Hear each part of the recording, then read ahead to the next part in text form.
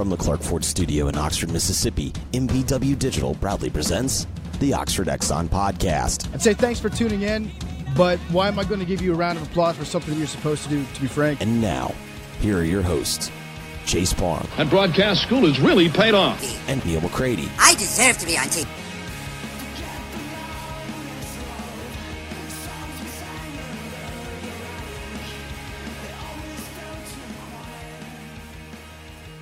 Monday edition of the Oxford Exxon Podcast. Chase Parham, Neal McCready, Clark Ford studio this morning. We're going to dive into Oklahoma a little bit. Guest today, Bob Przybylo from Soonerscoop.com. Going to join us here in a half hour or so on the pod, maybe a little earlier, a little later, either way, somewhere in there, as we talk about Ole Miss and Oklahoma, the 8-9 matchup, 11:40 on Friday from Columbia, South Carolina, drivable Columbia, South Carolina for Mr. McCready over here. Ole Miss baseball faces Pine Bluff twice tonight, 6:30, tomorrow 4 p.m. for Wednesday. Also, spring football kicking back up this week as well. So a lot of stuff going on at rebelgrove.com with spring break over, recruiting coverage picking up a little bit too. You can find that at rebelgrove.com, courtesy of Russell Johnson. So a lot going on. We've got a lot of stuff going on. Need some candlesticks around this place. So we'll talk about Oklahoma here in a bit. First, we'll talk about the Oxford Exxon Highway 6 West in Oxford. Go in, get the lunch special, $4.99 today. Red beans and rice, two sides of bread, 32-ounce drink. Make your baked beans, macaroni and cheese, mashed potatoes, greens, whatever you'd like. There at the Oxford Exxon. Also, if you kept that stadium cup, you can refill that bad boy for 49 cents. Also can take advantage of Swayze Field tonight with getting that, so you can go in 49 cents at any Blue Sky location in Mississippi, including the Oxford Exxon. I think tonight is Disney character night, princess night at Swayze Field, if I have that right. So you might want to take the little one out there and kill a couple birds with one stone. So anyway, that's going on. Who's your favorite Disney princess? I've seen a lot of them lately. I'm well versed in them suddenly.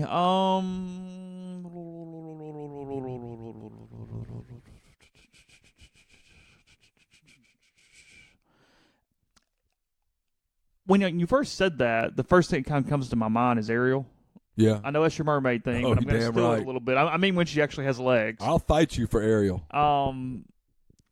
I'm really partial to the Frozen princesses, though, in the kind of the new age. Yeah, see, they've came after my time. Yeah, the new age princesses. I'm a little partial to the Frozen princesses, Anna and Elsa.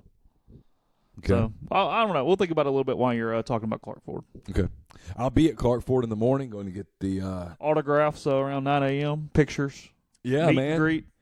I tell you what, my service is scheduled for 8:30. You want to come and do autographs and pictures? I'll do them. I'm in the mood. Let's do it. A big meet and greet at Clark Ford. There'll be all of 0 people there for that, but that's okay. You never know. That's true. Clark Ford Studios. Clark Ford's in Amory, Mississippi, 662-257-1900. Here's the proof of when I tell you that Corey wants to be your car guy, he wants to be your truck guy. I texted Corey, I think it was Sunday. Speaking of Disney, I think he was there last week. Look forward to hearing some of those stories. I texted him and said, hey, I need to get my truck serviced, and can I just do it on Wednesday on my way to Columbia? Because it's a little out of the way, but not bad out of the way. I got to go that direction anyway. And he's like, yeah, hold on, let me check. Sure enough, booked me a time. That's just kind of what they do. And in previous times, they've sent when I was too busy to take the truck to Amory, he sent a car over here, had some fun with me, but got my truck serviced, got my truck back in the same day. They want to be your car guy. They want to be your truck guy. They'll prove it to you. Call them, 662-257-1900. Just get a quote. You're in the market for a vehicle, get a quote on a Ford that you're looking at. At the very minimum, it's a baseline that you can use going forward. What you're probably going to do is end up doing what I've done 3 times now, and that's take the hassle out of the everyday car buying experience by getting right to the bottom line at Clark Ford and Amory. Great product, great service, all that stuff. It really is. It's not just saying it. 662-257-1900. Tell Corey that you heard about Clark Ford on the podcast. Mention any of our family of podcasts. You'll save $500 off the bottom line at Clark Ford and Amory. Okay, so I'm learning a little here. I promise we're gonna get into this. Do you know that actually the Frozen characters are not official Disney princesses? I did not know that. Okay, there are only 11 official Disney princesses. Okay. Tinkerbell, not an official Disney princess. No, because she's not a princess. Yeah, She's a fairy. So, how many of the 11 can you name? We'll play this game. Cinderella. Okay, real quick, let me see how many I would have gotten just off the top of my head. Okay.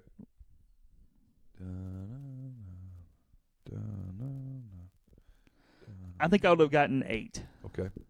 Cinderella. That is correct. Snow White. That is correct. My girl Ariel. That is correct. She's smoke show. She is a princess. Oh, my God. She's a smoke show. I love her. She kind of looks like Ginger. Maybe we're coming full circle with yesterday a little bit. Yeah, Ariel does things for me. Okay. What was that mermaid movie in the 80s, Splash? Splash. Yeah. Daryl Hannah did things for me. Okay. Yeah. You know the scene where she comes up out of the water? Yeah, that was a good scene. Let's see. Pocahontas. That is correct.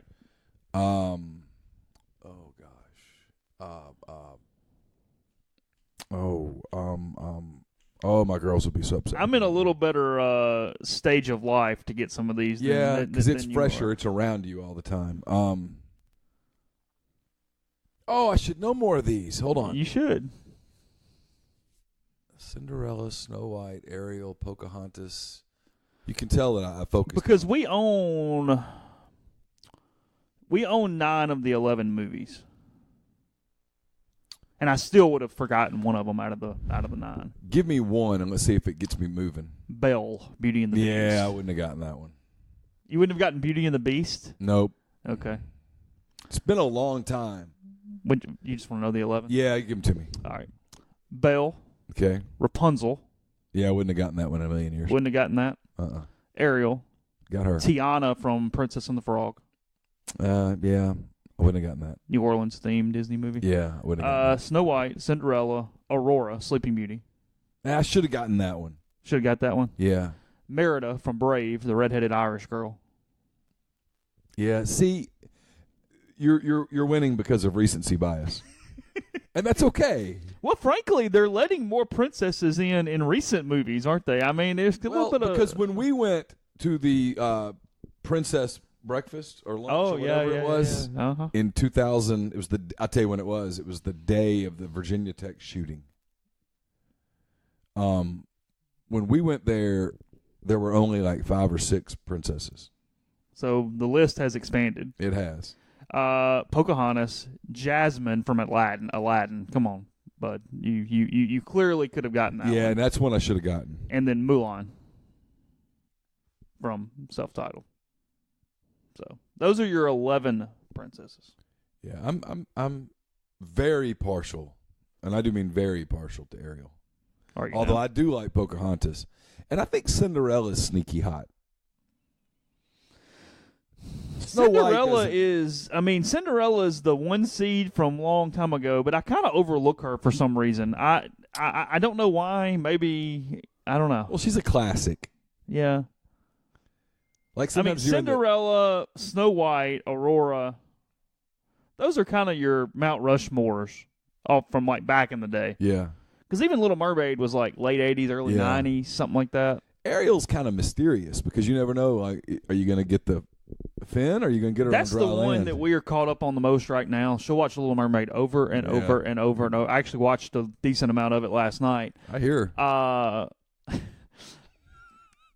Just like all the Disney movies, it does also have its kind of fatal, gruesome scene there when he spears Medusa with the boat. Yeah, it's a little graphic, honestly. As I'm kind of watching, I'm kind of going. There's a lot of layers to these Disney movies that you don't necessarily pick up as a 4-year-old. It's like The Lion King. It's some powerful stuff, man. And we got to watch that in live action later in the year now. They're doing a live action Lion King. Oh, I didn't know that. Yeah. Yeah, 2019 is a big year for Disney. Got a lot of stuff coming out in 2019. I didn't know that. So I watched the new TV show last night, The Fix. Okay. Written by Marcia Clark. Oh, got a lot of OJ theme in it. Does it? Pretty good. So what is it? It's I mean, is it fiction? Is it docuseries? It's a fiction. What is it? It's a fiction. Okay. Fiction. All right. Ex-athlete. And no, I'm not spoiling anything. It's only one episode in. Ex-athlete, previously acquitted of a double murder, whose now girlfriend/wife, I think it's a girlfriend, is dead. Okay. And the investigation is getting started. So here's what we have from Disney this year. We have Captain Marvel. That's not my thing. That's March 8th. We have Dumbo coming out March 29th, live action. I like Dumbo. You like Dumbo? Dumbo's cool. So that's March 29th. He's a nice elephant. Tim Burton directing, Colin Farrell, Michael Keaton, Danny DeVito. In all seriousness, nothing pisses me off. Nothing infuriates me more than to see like these pictures of these dumb the trophy hunters that go kill an elephant for the sheer hell of it. Drives me absolutely insane. I hate that. It makes me... Because you're not eating the elephant. No, it makes me furious. Kind of like Cecil the Lion back in the day. Yeah, that made me furious. Why are you killing him? There's no reason to kill him. A movie called Penguins comes out April 19th, starring, as you would imagine, penguins. I got in trouble when I was in kindergarten at Hillcrest Elementary School in Ruston because I liked penguins so much that when you had to X out the animal that didn't belong, and I didn't want to X out the penguin, and so I refused. Got sent to the principal. Got an Aladdin remake in 2019. It's a good 24th. show. Aladdin's a good show. You good with that? Yeah. Here's June 21st, 2019, assuming these dates have not been changed or anything. Yeah. Toy Story 4. Got to go watch that one by myself first. You think so? Yeah. Let's see. Toy Story 3 was says you didn't think Woody and Buzz's stories would stop just because Andy went to college in Toy Story 3. Did you nope the pull-string Wild West Sheriff and Plastic Space Explorer are ready for new adventures outside the walls of the little boy's play area where we were all first introduced. The story involves the hunt for Woody's long-lost love, Bo Peep, who was given away in a new character spotted in a teaser trailer named Forky, voiced by Arrested Development's Tony Hale. An ad released during the Super Bowl gave more screen time to Carnival toys, voiced by Keegan-Michael Key and Jordan Peele. So we're looking for Peep. Well, yeah, because they had a strong relationship. Just to be driven apart like that. Yeah, we've got another Spider-Man movie on July 5th. When you were a kid with your toys, did you in your mind some of your toys were friends with each other? Was there they have great groups? I don't know. I don't remember. I don't have that type of recollection. I definitely did. Did you really? Oh, absolutely. Yeah. I couldn't even tell you what my favorite little figurine or action figure was when I was smaller. Yeah, like I was big into Ninja Turtles. I had a lot of Ninja Turtles. My stuffed turtle Jacob had to be with his friend Earl the Bear at all times. They were tight. His name was Jacob? Yeah. Got him at Howard. I got him from Santa Claus.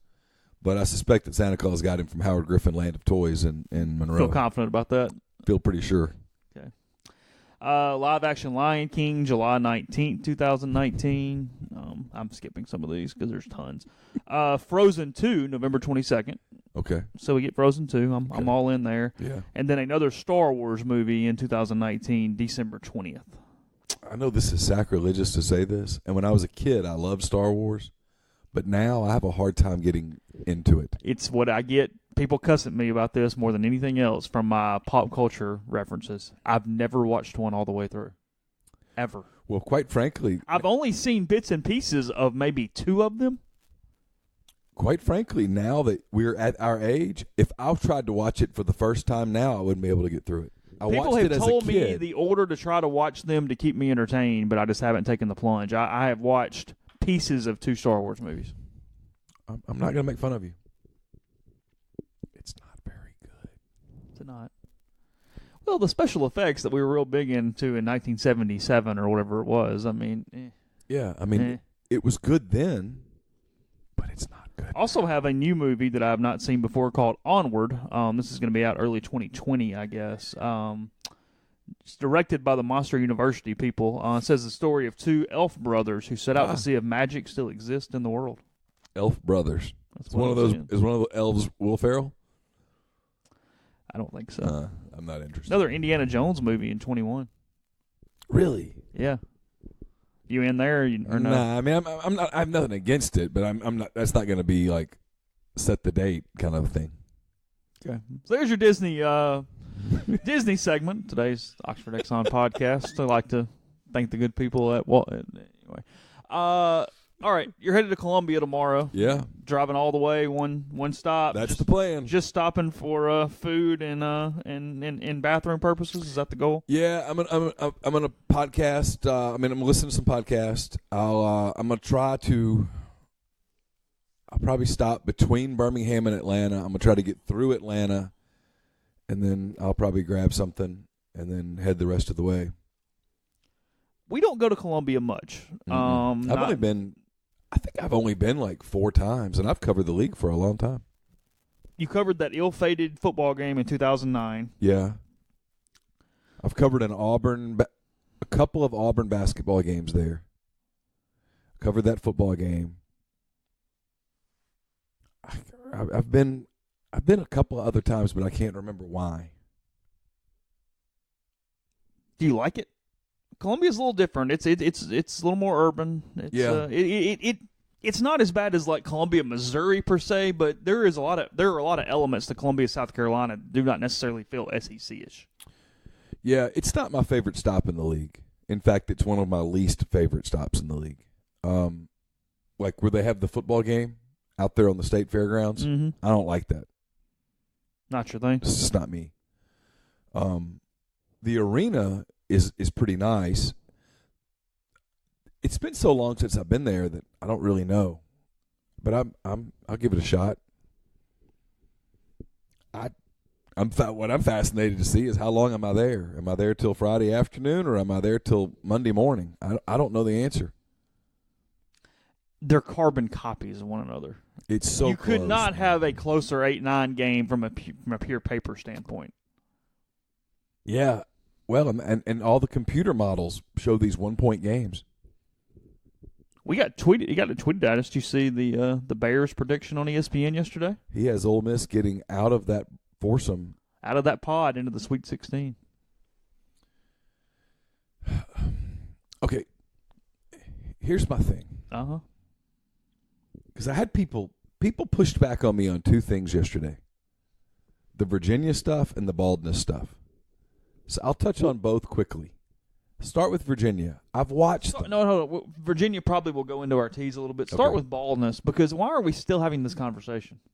We have this conversation about once every 4 weeks. Men get mad at me when I say that bald is ugly. And they tell me in these almost like little minutes, you can feel the rant coming through the type.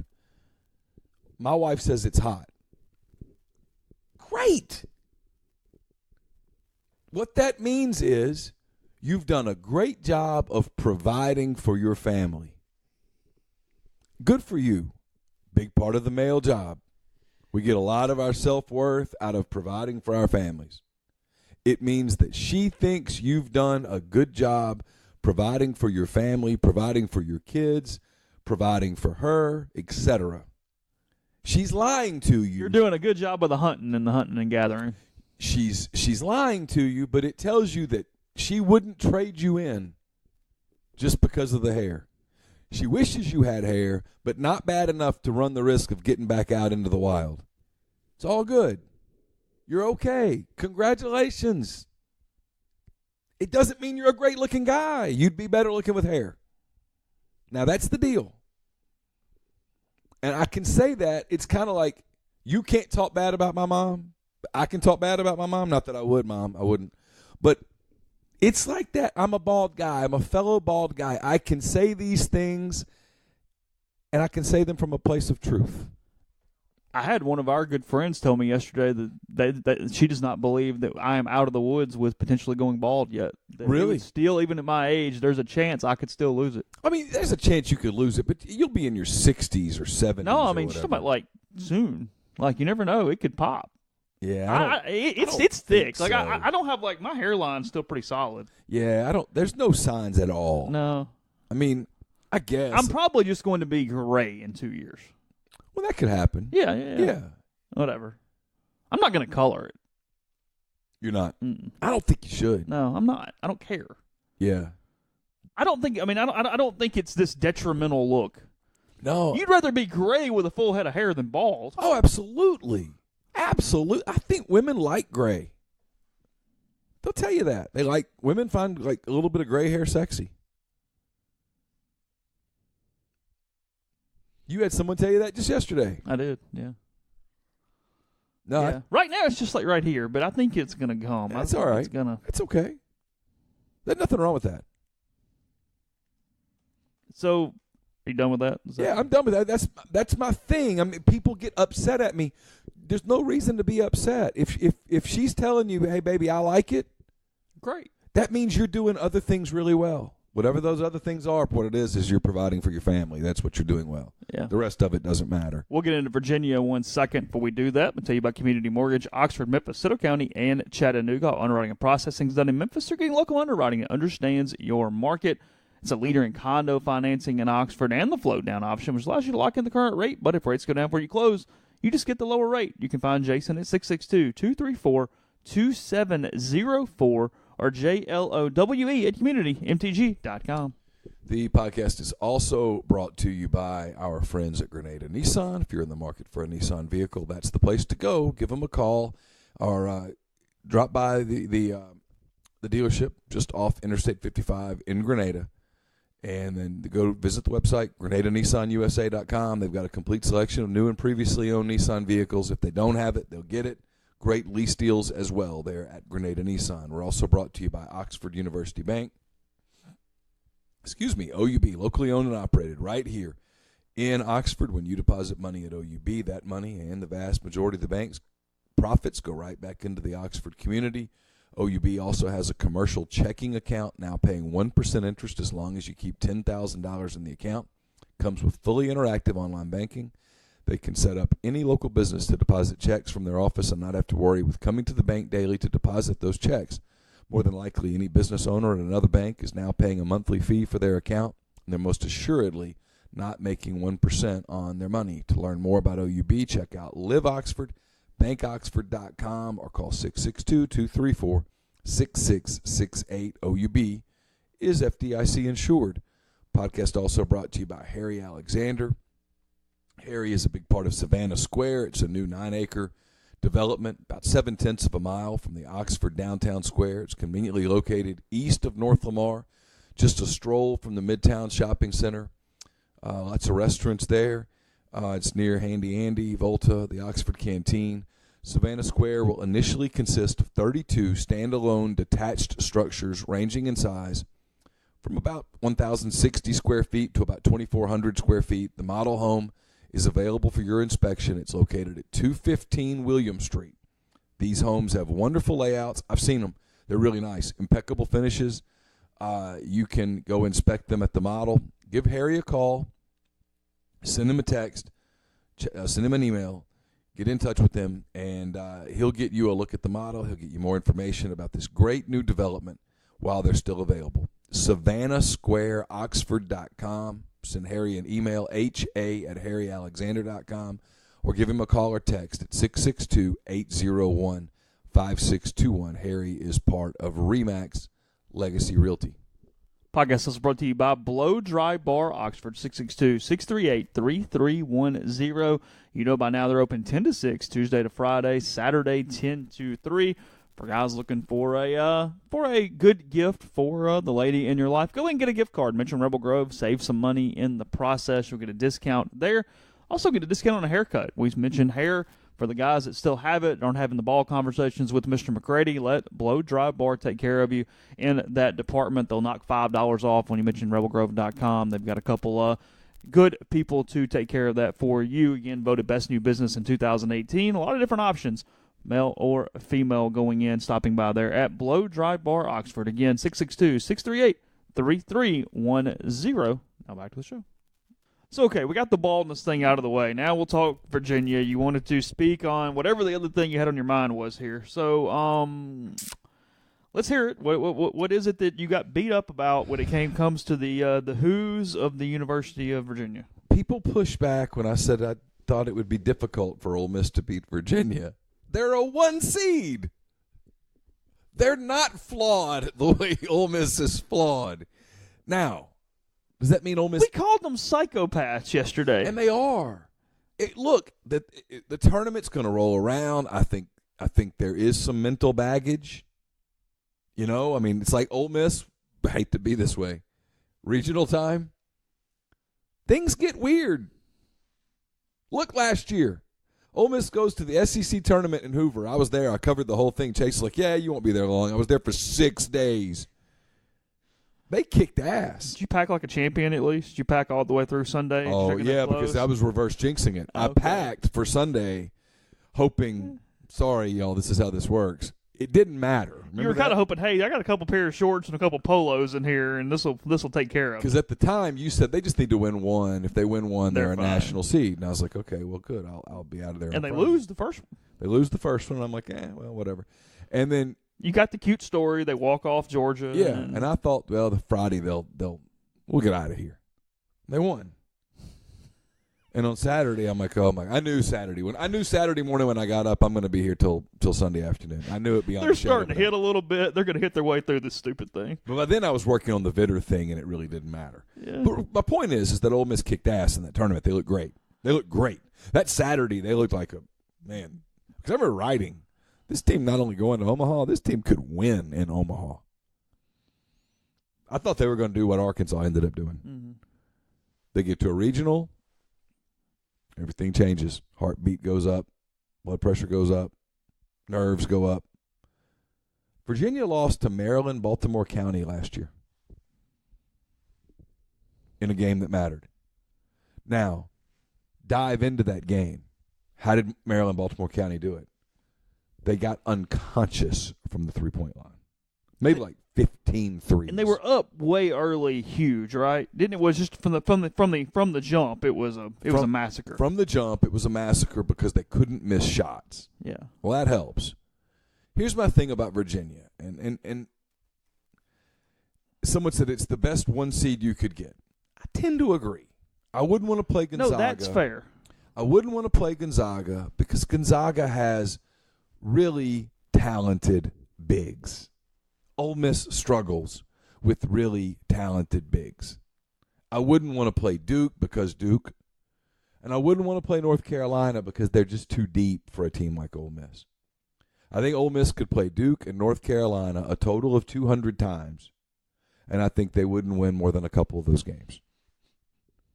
Now, is Virginia beatable? Yes.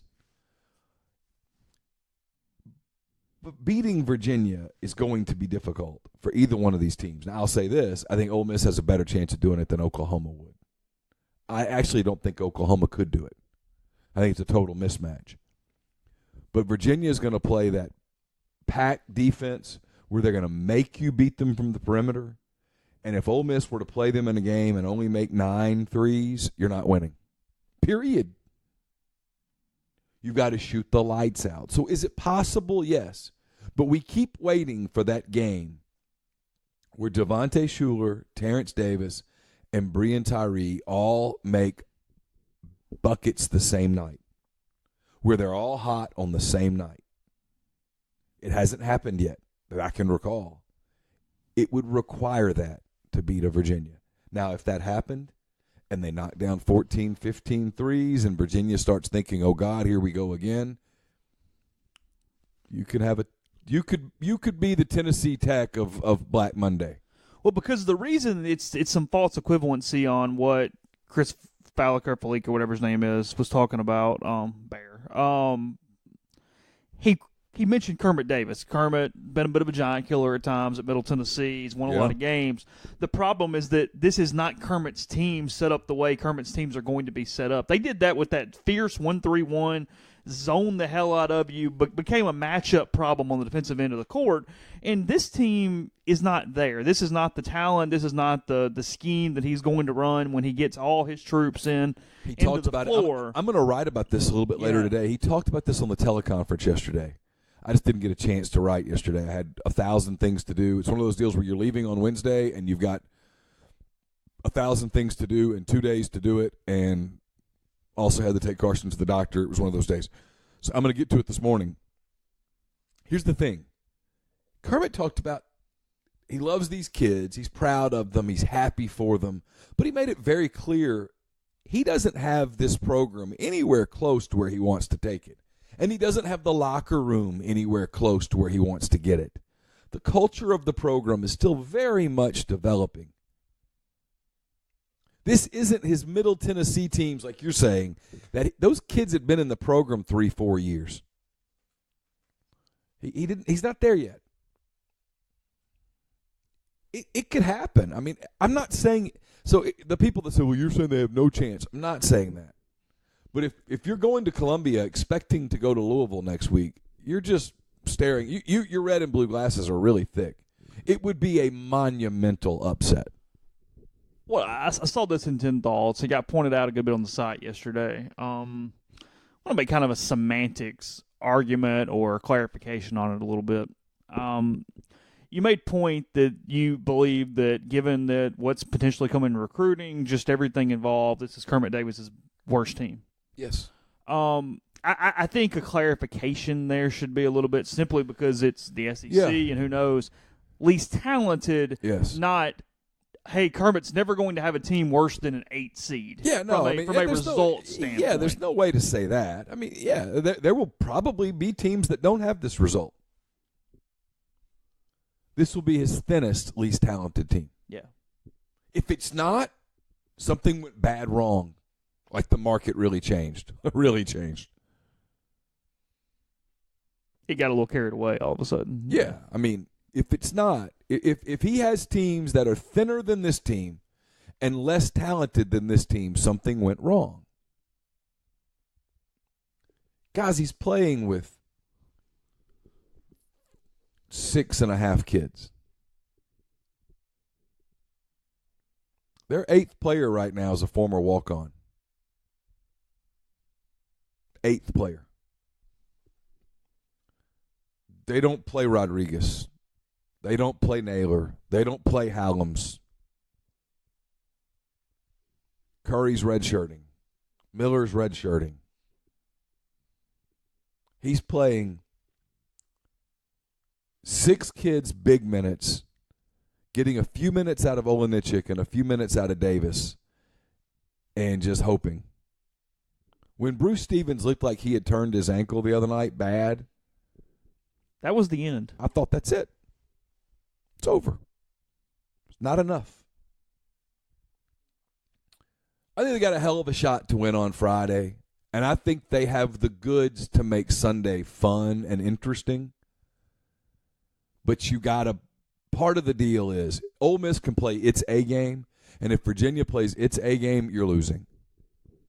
You got to have – the other part of that you can't prepare for as a coach is Virginia has to have the tight game where they panic. And it will be one of those games where if you watch basketball in TV timeout segments, every TV timeout that goes by that you're in it, you're shortening the game.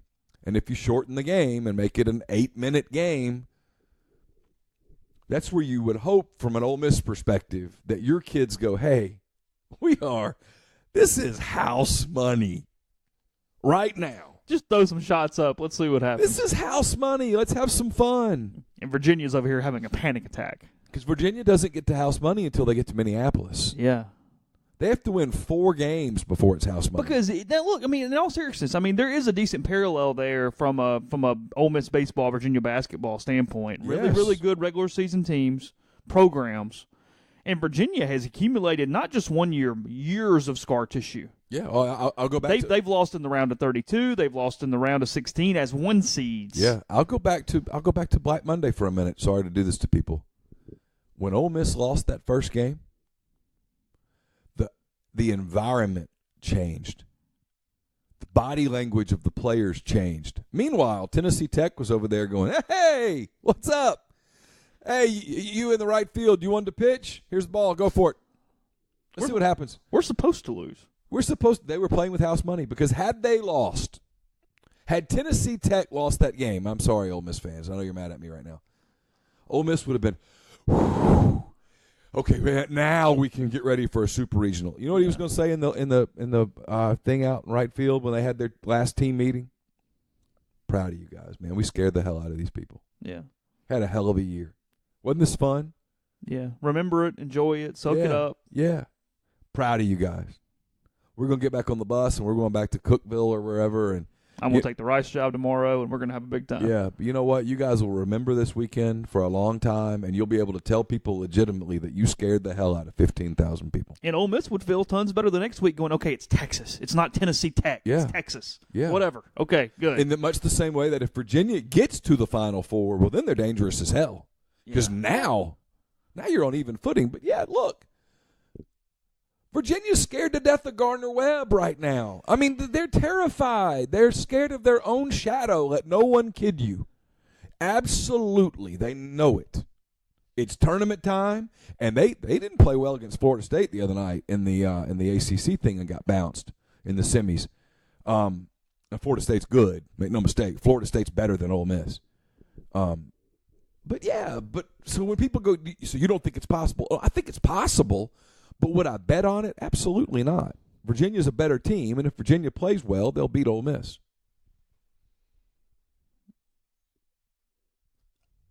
Man. I mean, they don't lose much. You know what I mean? They don't lose much. No, they're 1 seed. Like I said, they're 1 seed. They got through the ACC in pretty good order. ACC pretty good. I mean, they went to Syracuse and won by 26. They beat Georgia Tech by 30. They beat Louisville by 12. They beat Virginia Tech in Blacksburg by 6. But some teams have scared them. Notre Dame's not a good team. Notre Dame only lost by 6. But Virginia went to Chapel Hill and won by 8. They lost at home to Duke by 10. Miami grinded with them and made it a 10-point game. They only won in Raleigh by 1 point. Look, they're not. It's college basketball. Beat Oklahoma, which you'll hear in just a couple minutes, is a very doable thing on Friday morning. And when you do that, just get inside the 10-minute mark against Virginia with it somewhat of a game and see what the hell happens. It's what will be interesting is can he get if Ole Miss wins on Friday, can he get his kids to not only relax but to play a high-level game? We always kind of do this, hey, what do you do in the first, what stat, what would you give, all that crap. I want to know the score through the first media timeout in both halves. First 5 minutes-ish of both halves. Give me that. Yeah. In any game Ole Miss plays moving forward, how do they start and how do they come out of the locker room? Because they have been destroyed out of the locker room, and it's going to start the second half. Yes. Just destroyed.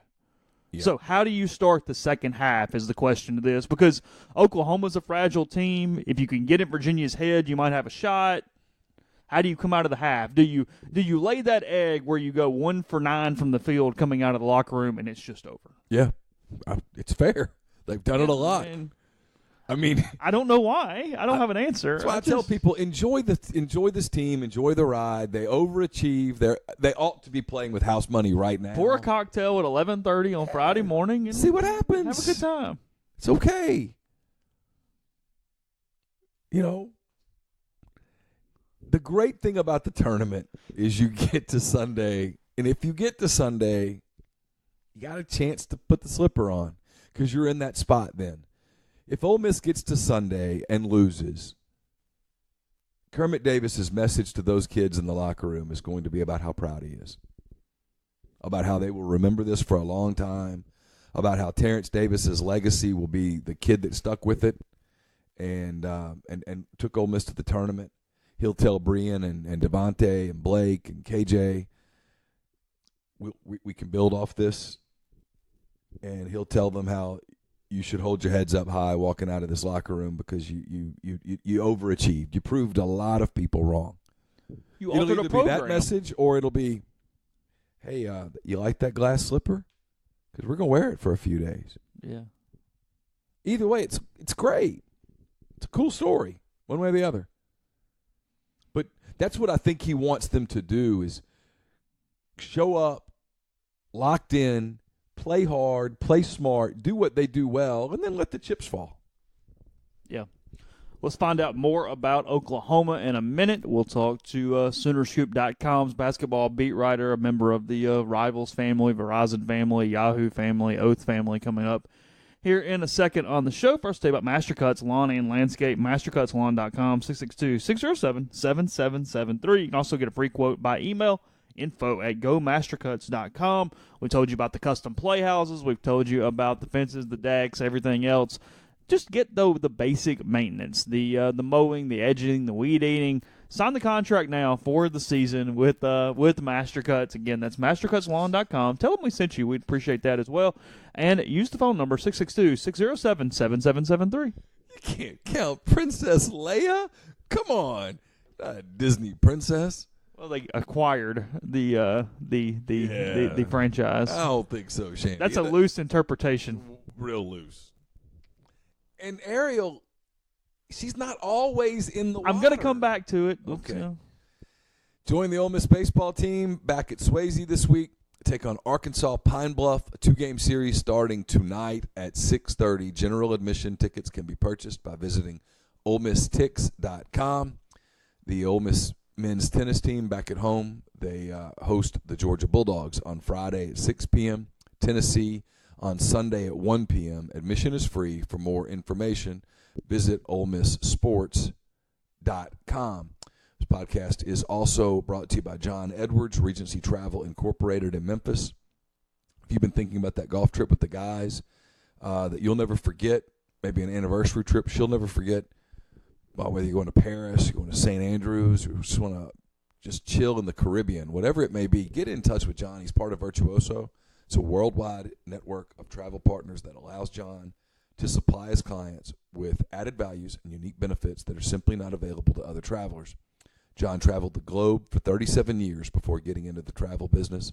He knows the extra attention that's needed to make a special trip one that creates a lifetime of unique memories. So give him a call, give him some parameters and a budget, and let him give you some options. And know this, you don't have to live in or near Memphis to take advantage of his services. Call John, 901-494-3387, or send him an email at jedwards@regencytravel.net. First-time clients can save $50 off their first booked trip just by telling John you heard about Regency Travel on the podcast. It's a podcast that's also brought to you by the Westin Jackson. I'll have my mailbag up hopefully sometime early tomorrow. It is sponsored by the Westin Jackson. You can stop at the Westin Jackson. If you're passing through Jackson, you're in Jackson on business, you need to stay at the Westin Jackson. It's fantastic. Easily the best place to stay in the capital city. And if you live in or around Jackson, there's plenty of reasons to go to the Westin Jackson. Go to Soul Spa. It's the ultimate luxury spa experience in downtown Jackson. Indulge in personalized massages, signature facials, soothing body treatments, and so much more on their extensive spa list. And then go to Estelle Wine Bar and Bistro, sip on a creative craft cocktail, or enjoy their curated wine list. It's open for breakfast, lunch, dinner, and Sunday brunch. Chef Caden's mission is to connect guests with the community through local partnerships. So gather at Estelle tonight. Podcast is brought to you by Scripted Jewelry, scriptedjewelry.com. We've told you all about it. We've told you how we've used it, all the ways to make that gift buying process special and personalized with Scripted Jewelry. You also can save money in the process. Use Rebels10, REBELS10 in the coupon code box. You'll save 10% with Scripted Jewelry. You can see what people have purchased recently. You can see everything from sizing guides to lookbooks to many different examples of how to put your customization, your script, your special message on that gift for someone in your life. So again, just go to the website. You'll see for yourself. You'll figure out and notice all the ways Scripted Jewelry can help you. Again, that's scriptedjewelry.com. Now let's go to the Patterson Earhart hotline, and let's talk a little Oklahoma basketball. Bob, really appreciate you spending some time with us. We'll just kind of open up with this, and all the computer simulations agree. Most of the talking heads on television agree. Ole Miss and Oklahoma are kind of look at each other in the mirror or look at each other and think they're looking in the mirror. There are a lot of similarities between these two teams. There really are, and I think one thing I was sort of surprised right from the jump was that the Sooners got a 9 seed. I think everyone that's followed this team has believed that OU was going to end up being most likely a 10 seed. So when they drew that 9 line, it's a little bit of a shock. But yeah, when you look at these two teams, both from Power 5 conferences, both that probably aren't playing their best ball at this moment right now. So a very intriguing matchup, and it definitely suits the 8-9 seeding. I know when Oklahoma got bounced early in the Big 12 tournament, was there concern there that they wouldn't get in? Was it a long weekend for that program, or was there confidence that they were getting in because of their net ranking and all that? It's funny. You ask certain players, and they felt like they were sweating it out throughout the entire weekend. And then when you talk to Coach Lon Kruger, some of his assistants, they knew they'd done the work. They knew they had followed what the NCAA has told them to do, and like in terms of making their schedule and things of that nature. I mean, you look at all the lack of a quadrant 4 game on OU's schedule, the fact they played so many road games and neutral site games in November and December. This is the second year in a row where the Sooners are making the tournament, not necessarily based off of what they did in conference play, but because of the success they had in November and December, and with the fact that those games still carry the same amount of weight, has really helped out, because no doubt the Sooners have slumped the last 2 years once they've hit Big 12 action, but they've done so well in November and December that they've earned the right to have their ticket punched. Yeah, it's where they're so similar to Ole Miss, because you're right. I mean, they get some big wins, and Oklahoma does early in the season. They beat Florida on a neutral court. They get. I'm sitting here looking at their schedule. They just have a really strong start to their season. They win a lot of games, and then hold on, I have actually had the wrong thing up here. Then they get into league play, and they hit a stretch where they just disappear for a while, like almost play their way out of the tournament. Because I think it really comes down to what a team has been doing in the last 2 or 3 weeks when they get into tournament play. The way they played in November really doesn't impact anything. When you watch this team the last few weeks, I know they beat Kansas. That's probably what got them off the bubble and into the tournament. Then they lose in a close game in Kansas City. What's this team doing well right now? What are they struggling with?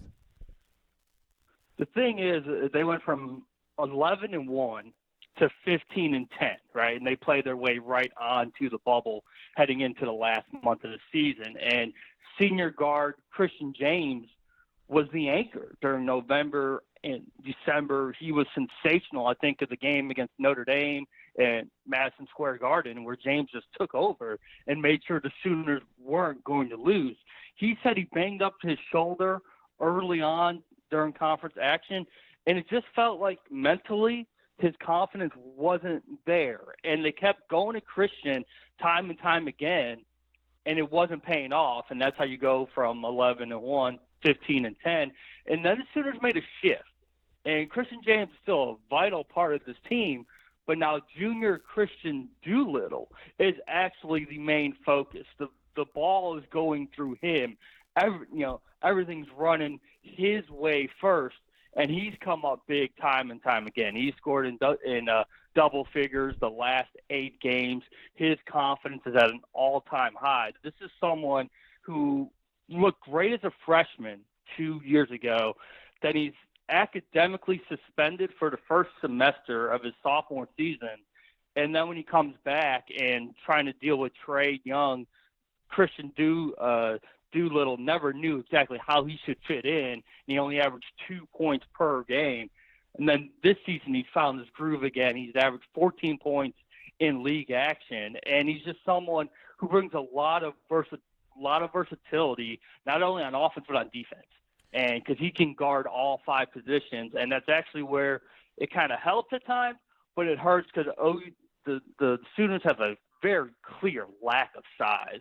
When Christian Doolittle is your 5, and he's only like 6'7", if you've got people that can pound you in the post, the Sooners are in for a world of hurt. They try to do as much as they can, but it's just been proven time and time again that if you got anyone worth a dang to bang them down in the post, it's going to be a long night.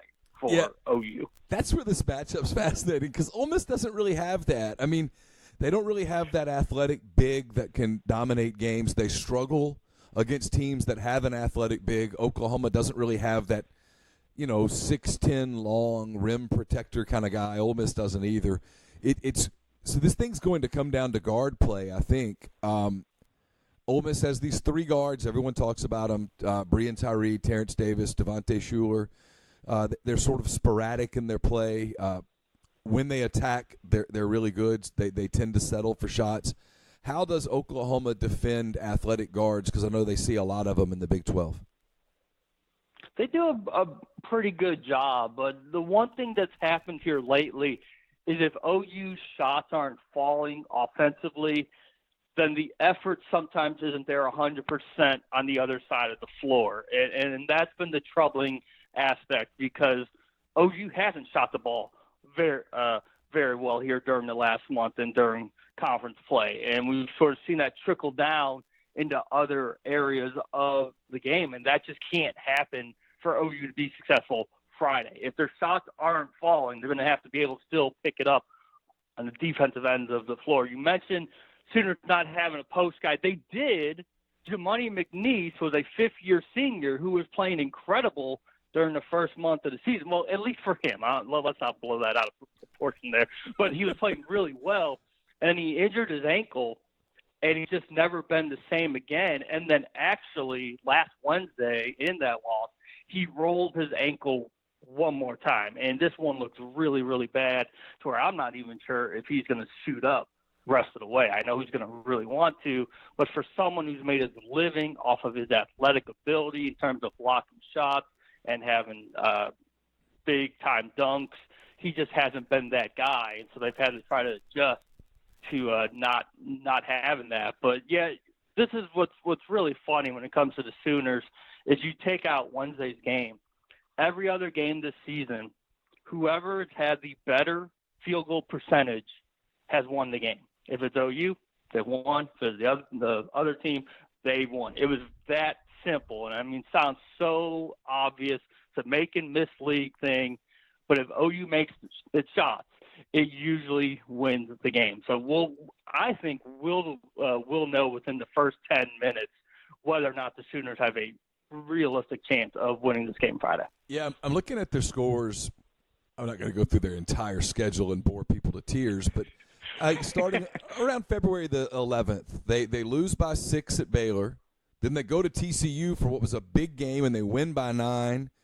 They come home, beat Texas by 2, go to Ames, lose by 17, come home, beat West Virginia by 12, beat Kansas by 13, lose by 15 in Manhattan to Kansas State, and then lose by a point to West Virginia in the tournament. You're kind of like me, I'm guessing, as a beat writer. Like, I'll get people say, what do you think? I'm like, I don't know. I mean, there's no telling. There's absolutely no way for me to – like, people say, what do you think about Ole Miss? And by February, I'd say, I don't know. They could win. They could lose. And that sounds flippant, but it's really the truth. They're a very talented team. Well, not a very talented team. They're a talented team that can play with anybody. Ole Miss was in the final minute with Kentucky, up 3 with 30 seconds left against Tennessee, yet they lost by double digits against Alabama. They lost by double digits at South Carolina. I don't know what the hell they're going to do because they're too flawed of a team to be consistent. I'm guessing you'd say the same thing about the Sooners.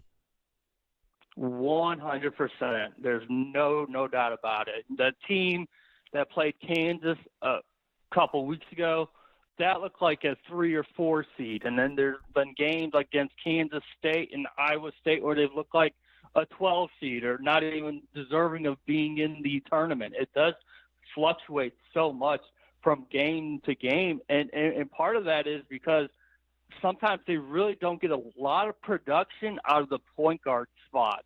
Jamal Bieniemy's the freshman. Aaron Calixte's a graduate transfer. And there's times when if those guys miss their first couple shots, they stop taking them the rest of the game. And, yes, they run the offense. They do a great job in that regard. But there's times when they have a combined total less than 5 points for the entire game, and that's just not going to get the job done. You look at that one West Virginia game that's just an outlier, really, of the entire schedule, where they scored 94 points. Those two guys combined for 44 points. And that's just how different this team is. If Bieniemy and Calixte can bring something offensively outside of just running the team, but they just usually cannot do that. They weren't able to do that last week when they played West Virginia for the third time, and it shows. They need to find a fourth option that gives them something. You know what Doolittle brings to the table. You know what Christian James is going to do. Brady Manick's been very consistent for the most part throughout the season. But if they don't get that fourth guy, it's one thing they got scratch and claw for every little thing that they can try to get. You may have just answered my question. Ole Miss tries to take the three away from teams. If they're able to, make the three-point shot a difficult shot, a lot of teams like Kentucky was really able to made them pay for that. They got a lot of field goals. Tennessee did too. A lot of points in the paint. Oklahoma, when teams take the three away, how do they fare? Not very well. I mean, they don't have that post game presence. Christian Doolittle has tried to sort of become that guy, but it doesn't come from a set piece. It's where he gets it at the top of the key and he drives it in. He takes it hard to the hole. And he either tries, finish at the rim or get fouled and get to the line. But yeah, when Sooners aren't making their threes, it's usually going to be a very long night, especially for Brady Manick. He's got one of the quickest releases in all of college basketball, but when he's not making his threes, you see his confidence just sort of suffer, and it trickles down again, like to other facets of his game. He's someone that needs to be strong on the boards, and sometimes that just doesn't happen. He just disappears, and this can't be a game where he does something like that. And I mean, there's been a struggle sometimes for OU to even make 5 threes in a game. And it's just such a grind, for them to try to get on a 6-0 run. And then the other team will hit a three, cut it in half. And it's man, they had to put so much work into trying to cut into this lead. And all it took was one shot on the other end of the floor to basically erase all that hard work that the Sooners had done. It's going to just be very curious to see the mindset of Christian James. I think how he goes is usually how this team goes. He comes into every game fired up, but again, those first couple shots don't fall. All of a sudden, you just kind of see a change in his demeanor and his confidence. And as a senior, this could be his last game. He's got to be able to just work through that all. Mentally, he's just been his own worst enemy his entire time in Norman because he's shown flashes of being a dynamic player. Just hasn't been able to put it together every single night out. Friday morning, Friday afternoon, he's going to have to be able to just stay composed no matter which way those first 5-10 minutes go. Does this story, the basketball game, even register in Norman compared to Jalen Hurts and spring football? Honestly, no. It really doesn't. And it's not really depressing. It just is the truth. I know OU basketball, if you ever had any interaction with Lon Kruger, every practice is open to the public, to students. And the attendance is just awful. People don't really show up and things of that nature. They got fired up last year with Trey Young, but then things fell apart and the attendance kind of dipped. Same thing happened this year. They felt okay, we're 11-1, we'll show up. And then when they went through that 5-game losing streak, you could just see the support dwindle to where, you get involved in Twitter fights where you're not in it, but where you've been tagged in it. Because you got a bunch of people saying this team doesn't deserve to be in the tournament. They'll go one and done again. I don't want to watch them. So there's a lot of that sentiment going around, and especially when you're looking what Lincoln Riley and now what Jalen Hurts is bringing to the table. So yeah, I mean it's spring break, so there is no spring football practice this week. So this is the week. If there was a week for OU basketball to sort of dominate the headlines. But then next week when spring football comes back, everyone's going to be wondering what's going on. Jalen Hurts, what's going on? Defensive coordinator, Alex Grinch. All the focus once again will go back to football. All right, last thing. This isn't fair because I just got through saying that I cover a team that I have no idea what they're going to do. And what's your that's what I'll say about Friday. I don't know. Could go either way. What's your gut feeling, Sooners, Rebels? One of them's getting a shot at Virginia on Sunday. Who do you think it is?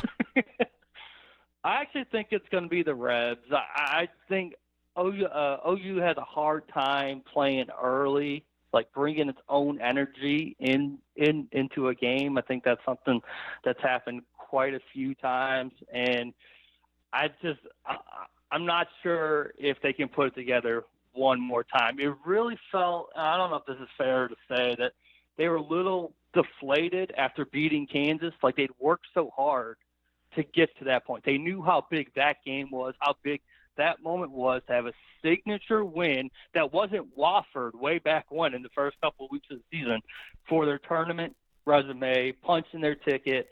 And it just felt like this team really hasn't been the same since. We'll see if this week of practice sort of brings out the fire in them once again. They played like their backs were against the wall when they hit that skid.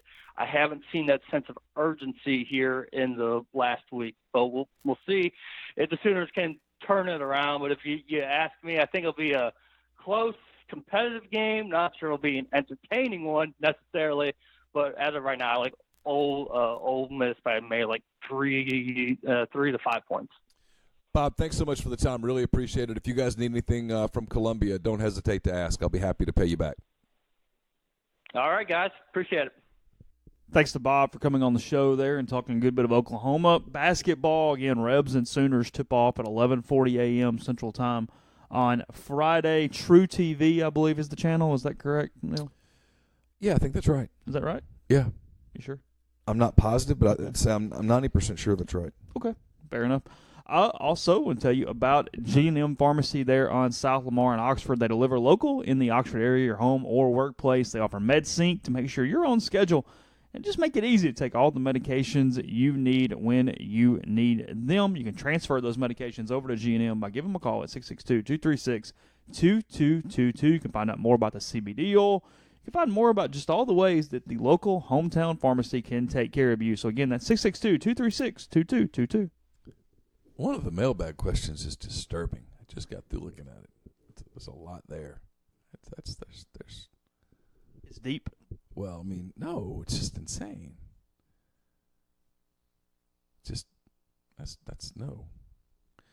My post-game column on Friday, which will either be read a lot or not read much at all. Actually, it will be read a lot because if it goes bad, it's about looking ahead.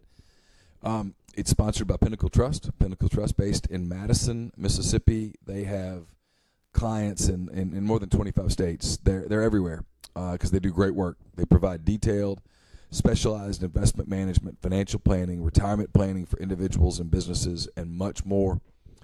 They also have the Pinnacle Trust 401k advisory services because maintaining an appropriate retirement plan for your company often seems like a daunting task, especially when you consider everything else that goes into running a successful business. The Pinnacle Trust 401k advisory services provides plan sponsors with the expertise and consultation that they need to administer a retirement plan that inspires employees to reach their retirement goals. Pinnacle Trust Retirement Plans Advisory Team specializes in a variety of different types of plans, including 401k plans, 403b plans.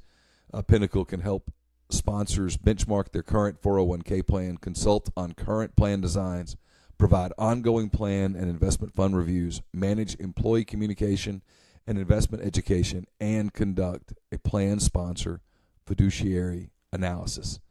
Get in touch with Pinnacle Trust 401k Advisory Services team today. They can conduct a complimentary, no-obligation benchmarking and analysis of your current 401k plan. Mention you heard about Pinnacle Trust on the Oxford Exxon podcast. You'll receive 10% off your first year's fee. And as Chase mentioned, guests join us on the Patterson and Earhart hotline. Listen, Patterson and Earhart, attorneys at law. They specialize in personal injury law, real estate law, but they have a general practice. And if you think you have any legal needs, you want to consult with an attorney, see if you have a case, if you need to be taking legal action, do yourself a favor. Give them a call. It's that initial consultation's free, and you're going to actually get one of the partners on the phone. 662-526-1992. Their website is PELaws.com. Again, PELaws.com. John Calvin and Wes are great guys. They become friends of mine. They're local guys. When you call them, you're going to get them on the phone within the same day. That's guaranteed. So whether you've been injured in a car wreck or have other legal issues, again, 662-526-1992. So a little bit of an announcement. We knew Ole Miss was headed to New York for Thanksgiving. We didn't know who they were going to play. We still don't know the exact schedule. But they're in the NIT season tip-off. It's Thanksgiving week at the Barclays Center where the New Jersey Nets play. And the teams involved are Ole Miss, Oklahoma, Penn State, and Syracuse. Oklahoma State, right? Sorry, Oklahoma State, yes. Oklahoma State, Penn State, Syracuse. Ole Miss, usually a pretty good field. The let's see.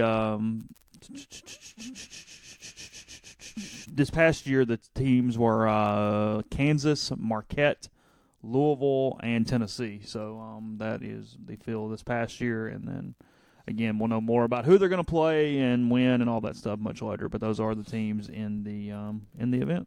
So, again, they've really stepped it up. Ole Miss has stepped up its basketball commitment. It's game changing. They're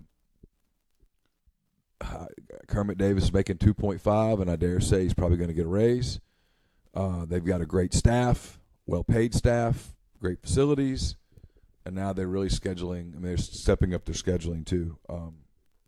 Everyone, I asked Kermit this question the other day, and I asked it at the wrong time because he was still in his mind immediately went. He's a coach, Kermit's a coach, and so he immediately started thinking about Oklahoma. His brain was crimson and white at that moment. But I asked him any big picture thoughts from the bracket, and I guarantee you his answer now would be, yeah, play schedule as much as you can. Because, when you were at middle, you'd hunt for those games, but they were hard to get. Now that you're at Ole Miss and you're getting the kind of crowds they're getting and the exposure that you get, and you made the tournament, play them. Teams will be more eager to play you, because if you're say a Big 12 school or a Pac-12 school, yeah, we'll come to Oxford. Because if we win, we probably got a quad one win. Yeah. And if we don't win, ain't no big deal. It's quad one loss. I'll take those. Those don't hurt. Ask Oklahoma. Yeah. Oklahoma's in the tournament, guys, 7-11 in the Big 12 because most of the 11 were quad ones, and nobody cares. Those don't hurt you. You're better off playing those games. Oklahoma has 0 quad 4 games. Yeah. 0. Don't play them. And now some of you can't help because teams suck and different things. The difference in a quad 3 and a quad 4 is luck a lot of the time, right. But nonetheless. So. But try not to play. Ole Miss has Butler coming to town next year. Mm-hmm. And if you're Butler, you're giddy about it. Cool. Yeah. Odds of Ole Miss being in the top 75 in the net, very high. Yeah. So I posed the Disney Princess question to Twitter. We've got some pretty good responses there. A lot of love for Belle, a lot of love for Rapunzel I'm seeing throughout the Twitterverse. So we'll let you, if you like to keep tweeting at us throughout the day, let us know where we're missing. I like Belle. Told you there's a little bit of a Marianne quality to Belle. You got the smart brunette. I get it. I understand why Belle would be. The people that don't understand the nuance with Ariel, though, she's not always in the water. Well, she's not always a mermaid. She can survive outside of the water. She's got to get back in the water some for overall health. She can't dry out. Right. But she got a bathtub. She can hop in the tub a little. You can still have some fun with Ariel. As Hal Reese said, Ariel's my pick. She doesn't talk for the majority of the courtship. What more can you ask for? Damn right. That is true. Yeah. I said I didn't know what to do with Snow White, and got the good answer. You'd be sleeping in separate twin beds for the entirety of the marriage, plus she has 7 annoying friends that she insists on having over all the time. Yeah, you'd get tired of Doc and Sleepy and all That's a good point. Yeah. Snow White's a problem because of the baggage that comes with Snow White. Yeah, and she's never... She also ate the apple without even really paying attention to it. Yeah, and she's never... And all those dwarfs are always going to be saying, you could do better. You could be doing so much better. Oh, you think they'd be very condescending and difficult and passive-aggressive? It's the bad in-laws times 100. Times 7. Times 7. Really? Yeah. What if you got one dwarf on your side? Well, you would have to. So now we're playing games nonstop. But, yeah, you're worn out. Because they feel a certain ownership over Snow White. Well, they basically raised her. And she's their princess. Because she is a princess. I mean... They walk around their whole life literally centered around Snow White, and you're going to take her away? Not without a fight, big boy. And if you happen to ever have a little Snow White, good luck. Every decision you make is going to have to be vetted through all 7 of those damn dwarves. Think so? Yeah. Rapunzel is an obvious choice because you can heal and live forever thanks to magic hair, plus she's cute and chipper. I have no problem with Rapunzel. Yeah, I mean... The hair would be a little bit of a nuisance. Get in the way. But otherwise, Princess Leia is not a Disney princess, and Julie the Cat Gafford from Mighty Ducks is not a Disney princess. I'm sorry. Just no. There's rules, man. It does not count. I didn't make it up. No. We still haven't gotten to our 100 athletes. It'll have to wait. Yeah, we got time. There's plenty. Because I know I'm gonna have to have Jeffrey's Disney take now, so we're good. Jay Tate chiming in 3 minutes ago. What did he say? He's going with Belle as well. He says she's super high energy, but she also is a Type A girl who has her own aspirations. Bright, industrious, the best. Breaking news. Okay. From Jeff Passan. Mike Trout and the Los Angeles Angels are finalizing a record-breaking 12-year contract worth more than $430 million. I'll have to do the math on that. Oh, my. Oh, my. Oh, my is fair. 12 times 30 is 360. So 12 times 35, 30. Oh, wow. Wow. Did you say 12 years or 14 years? Are you surprised he's willing to stay? It's $35.83 million a year. Okay. I mean, how could you see? Here's my thing. This is why, if I'm the Cubs, I go all for Chris Bryant, the big contract. Because how could you say no to that money? I mean, if you're Mike Trout, you're human, right? You're a great player, but your bones can break, your ligaments could snap. You're in cars. Things can go wrong in life, unfortunately. How could you turn down? But you're going to get it from other people, too. I know you're saying you got to stay healthy for a season. I get it. I get it. Bird in the hand. Yeah. I get it. Someone's offering you $500 million. Highest paid player in baseball. He's not on ESPN's World Fame 100 athletes. Maybe the greatest baseball player to ever play the game statistically. Don't come at me, old people. It's statistics. Did you see how I'm all over the place here as we close. Did you see how the National Enquirer got the Bezos texts? No. Paid the lover's brother. Guess how much? How much you think it took to get the text? Paid the lover's brother to get the text. $2 million.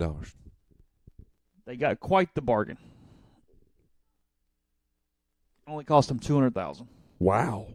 That's a bargain. That is a bargain.